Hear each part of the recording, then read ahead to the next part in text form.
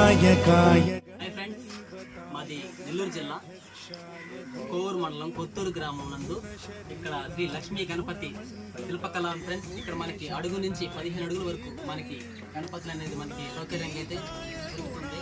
ఎలా ఉందో చూసిన తర్వాత ఎవరైనా కానీ ఆకర్షించబడుతుంది. అసలు ఈ విగ్రహం చూస్తేనే అసలుకి మనకి చూడు ఆకారంలో కనిపిస్తున్నటువంటి ఒక గణపతి ఎలా అంత చక్కగా మీకు చూపిస్తాను రండి.